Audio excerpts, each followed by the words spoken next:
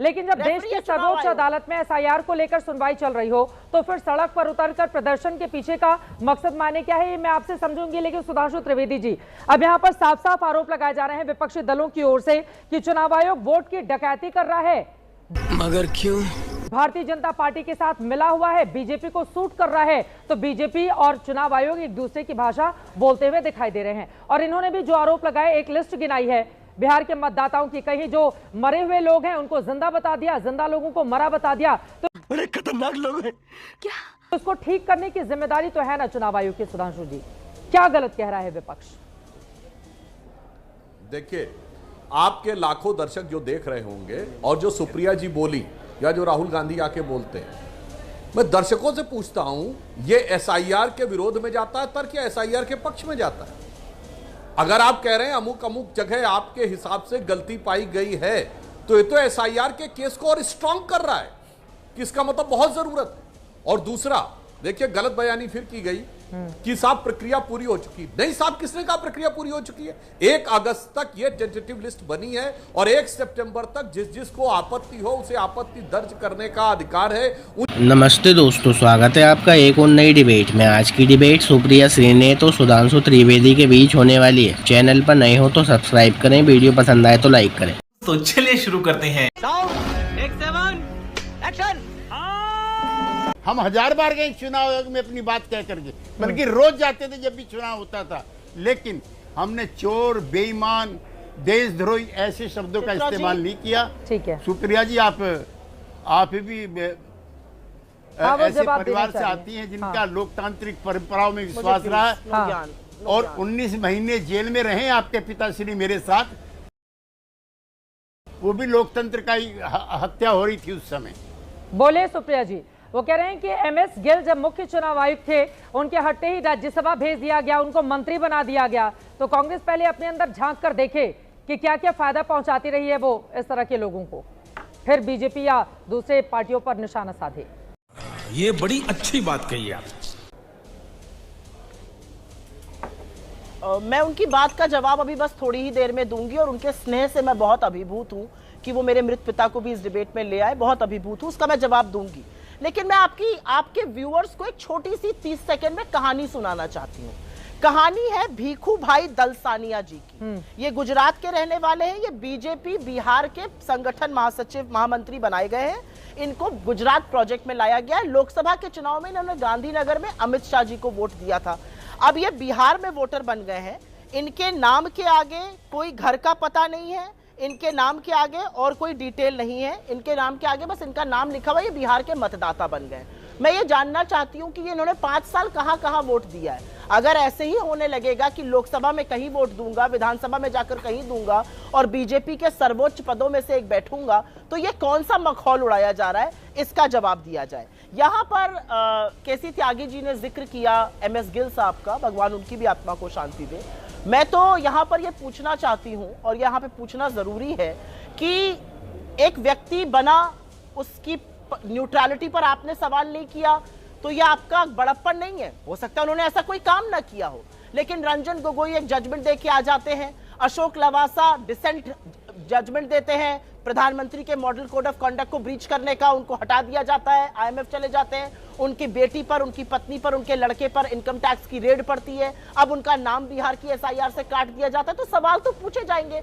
सवाल इसलिए पूछे जाएंगे क्योंकि जब प्रधानमंत्री मॉडल कोड ऑफ कंडक्ट का ब्रीच करते हैं तो राजीव कुमार जी, जो अभी अभी चुनाव आयुक्त के पद से हटे हैं, वो नोटिस जेपी नड्डा जी को भेजते हैं, बाकी सबको नोटिस उन्हीं को भेजा जाता है। तो यहाँ पे न्यूट्रलिटी पर और साख पर दिक्कत है। मैं बार बार एक बात कहूंगी, और केसी त्यागी जी, मेरी भी लोकतंत्र में उतनी ही आस्था है जितनी आपकी है, शायद उससे थोड़ी ज्यादा, थोड़ी धृष्टता से कहूंगी। इसलिए मैं ये कहूंगी कि इस लोकतंत्र में, इस संविधान की दी हुई वोट की ताकत का अगर एक भी व्यक्ति के लिए हनन होता है तो तफ्तीश जरूरी है। चुनाव आयोग एक रेफरी है, चुनाव आयोग के ऊपर स्वतंत्र और निष्पक्ष चुनाव कराने का दारोमदार है, और अगर वो ये ऐसा नहीं करेगा तो क्या उसको कटघरे में नहीं खड़ा किया जाना चाहिए? ये कैसी बात हो रही है? और एक छोटी सी बात चित्रा जी, मैं आपसे भी कहना चाहती हूँ, आपने ये मुझ पर भी टिप्पणी करी थी, मुझे बोलने का मौका नहीं मिला था, फिर आपने कंचना जी से भी कहा कि सड़क पर उतरने की क्या जरूरत है। जब सड़कें सूनी हो जाती है तो संसद आवारा हो जाती है। ये बात और ये शब्द मेरे नहीं, ये डॉक्टर राम मनोहर लोहिया के थे। और ये जरूरी है कि याद दिलाया जाए यहाँ पर कि सड़क से संसद तक लोकतंत्र का जीवित रहना जरूरी है, और इसलिए जरूरी है सड़क से संसद तक का लोकतंत्र का जीवित रहना जिससे कि लोगों के मुद्दे उठे। फिर तो बीजेपी जब प्रदर्शन करती थी कांग्रेस की सरकारों के खिलाफ तो क्या वो गलत करती थी? वो उनका लोकतांत्रिक अधिकार था, ये हमारा लोकतांत्रिक अधिकार है। ठीक है, 60% से ज्यादा 68% वोट इस देश के विपक्ष को पड़ा है। क्या क्या क्या क्या क्या? और अगर हम लोगों के मुद्दे नहीं उठाएंगे, सड़कों पर नहीं उतरेंगे, हमें तो लाठियां पड़ा है, हमें तो बैरिकेडिंग लगाई गई, इंडिया गठबंधन का अलग है और क्षेत्रीय पार्टियों का अलग है। पूरी तरह से विपक्षी दलों को आप मत जोड़ लीजिए। अब उसमें इंडिया गठबंधन का अलग है और अलग जो क्षेत्रीय पार्टियां दूसरी हैं उनके अलग हैं। लेकिन सुधांशु जी उन्होंने कई सवाल उठाए हैं। वो कह रहे हैं कि सड़क पर उतरकर राम मनोहर लोहिया की कोर्ट का उन्होंने जिक्र किया। उन्होंने कहा कि सड़क अगर सुनी हो जाएंगी तो संसद आवारा हो जाएगी, इस तरह की बातें वो कर रही हैं। इसी वजह से सड़क पर उतरकर आप लोगों को ठीक करना जरूरी है। सुधांशु जी, हम हर बात का इस बिंदुवार सुधांशु जी वोट किसको दिया था ये भी कांग्रेस को क्या फेवर किया, दर्शकों को याद दिलाता हूं। अरे भाई मैं तो मेंबर ही नहीं हूं, कहां आपकी सुई अटकी हुई है? जो मेंबर नहीं है वो वोट नहीं दे सकता। आप क्या हो सकता है चल जाता हूं। सारे एमपी है, उसके एक्स-एमपी मेंबर होते हैं, कैसे मेंबर नहीं है? आप किसको झुठला रहे हैं? सारे एक्स-एमपी और एमपी दे सकते हैं वोट। अभी मेन मुद्दे पर आते हैं। एसआईआर के मुद्दे पर उधर तेजस्वी यादव जी कह रहे हैं हम चुनाव नहीं लड़ेंगे। आप कहां लेकर आ रही है कॉन्स्टिट्यूशन का? बिहार वाले मुद्दे पर रहते हैं। बिल्कुल बिल्कुल नहीं, अब वो नहीं बोलेंगी, नहीं बोलेंगी, बोलिए नहीं बोलेंगी। कवर फायरिंग मत बोलिए, बात उन्हीं को कर लेने दीजिए। कवर फायरिंग आप दे रही हैं, कांग्रेस के साथ क्या भेदभाव किया वो मैं याद दिलाना चाहता हूं। अटल जी की सरकार अप्रैल 1999 के पहले हफ्ते में गिरी, एक वोट से सरकार गिरी, मई में चुनाव हो जाने चाहिए थे, मगर चुनाव आयोग 6 महीना पीछे ले गया क्योंकि कांग्रेस को लगता था कि एक वोट की सहानुभूति अटल जी को न मिल जाए। इसलिए सितंबर 99 में चुनाव हुए, अक्टूबर में कोई दर्शक जाके चेक कर ले।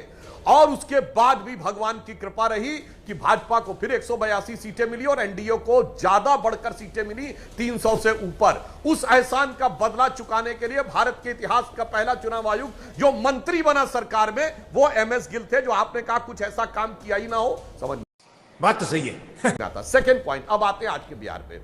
देखिए मैं दर्शकों से कहता हूं आज 13 अगस्त है, यानी 13 दिन पूरे हो गए हैं। 65 लाख वोट संदिग्ध में आए हैं। जरा 65 को 13 से डिवाइड करिए तो कितना आएगा? 5।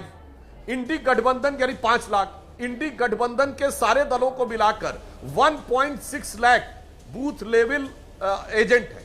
मैं राजनीतिक दलों की बात कर रहा हूं। अब 5 लाख को 1.6 से डिवाइड करिए तो कितना आएगा? 3.1। यानी ये इनके गठबंधन के जो बूथ लेवल एजेंट हैं, अगर केवल एक दिन में 3 परिवारों का कंफर्मेशन किए होते, यानी ब्रेकफास्ट, लंच और डिनर खा के भी किए होते, तो अब तक पूरी रिपोर्ट सबमिट कर दी होती, जो धेरे भर की नहीं है। और अगर ये कह रहे हैं कि कोई रिपोर्ट है तो क्यों नहीं सोशल मीडिया में पोस्ट करते? क्यों नहीं आरजेडी अपनी वेबसाइट पे पोस्ट करती है? मैं फिर कह रहा हूं 65 divided by 13 is equal to 5, 1.6 divided by 5 is equal to 3.1। 3 vote एक दिन में चेक किए होते तो अब तक पूरा हो गया था। फिर भी नहीं है तो अभी 18 दिन बाकी हैं। केवल 2 वोट एक दिन में इनका एक वोटर चेक करेगा, यानी लंच और डिनर कर करके भी, तो अभी बहुत आराम से हो जाएगा।